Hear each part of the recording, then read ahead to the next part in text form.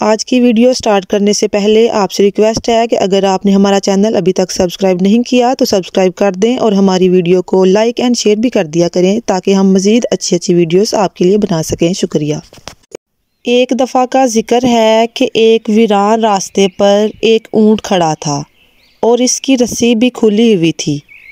اسی راستے سے ایک چوہے کا گزر ہوا۔ اس نے جب دیکھا کہ ایک اونٹ کھڑا ہے اور اس کے گلے میں رسی ہے اور وہ بھی کہیں بندھی ہوئی بھی نہیں، نہ جانے چوہے کو کیا سوجی۔ چوہا بڑے فخر سے آگے بڑھا اور اونٹ کی رسی اٹھا لی۔ اب منظر کچھ ایسا تھا کہ چوہا رسی اپنے ہاتھ میں تھامے آگے آگے اور اونٹ چوہے کے پیچھے پیچھے۔ چوہے کی چال ڈھال میں بڑا تکبر تھا۔ چوہا دل ہی دل میں اپنے اس کارنامے پر بڑا خوش تھا کہ اتنے لمبے اور بڑے جانور کو میں اپنے پیچھے پیچھے کھینچ رہا ہوں۔ اونٹ سمجھ گیا اور اس نے سوچا کہ چھوٹے سے جانور، تو کس خوش فہمی کا شکار ہے۔ چوہا اور اونٹ ایک ندی کے کنارے پہنچ گئے۔ ندی دیکھ کر تو چوہا ڈر گیا اور چلتے چلتے رک گیا۔ اونٹ رکا اور چوہے سے مخاطب ہوا، اے میرے راہبر، خیریت، آپ رک گئے؟ پیارے بچوں، پتہ ہے پھر کیا ہوا؟ چوہا جو پہلے تو بہت تکبر اور فخر سے چل رہا تھا، اب ندی کے بہتے پانی اور گہرائی کو دیکھ کر تو اس کی حالت ہی غیر ہو گئی۔ اونٹ نے اپنی ہنسی چھپاتے ہوئے کہا، ڈر کیوں گئے ہو؟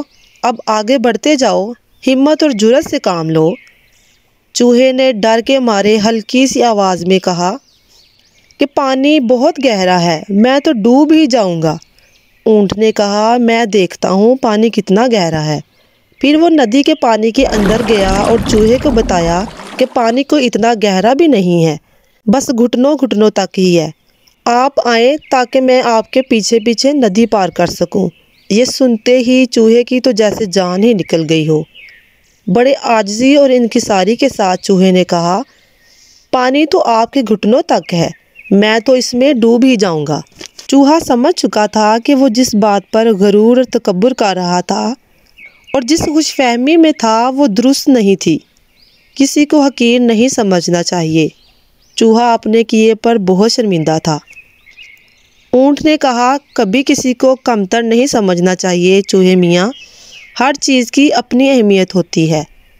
آؤ میری پیٹھ پر بیٹھ جاؤ۔ چوہے کی یہ حالت دیکھ کر اونٹ نے چوہے کو اپنی پیٹھ پر بٹھا لیا اور ندی پار کرا دی۔ پیارے بچوں، اس کہانی سے ہمیں یہ سبق ملتا ہے کہ جو دوسروں کو حقیر سمجھتے ہیں انہیں شرمندگی کا سامنا کرنا پڑتا ہے۔ ہمیں چاہیے کہ ہم کسی کو حقیر نہ جانیں۔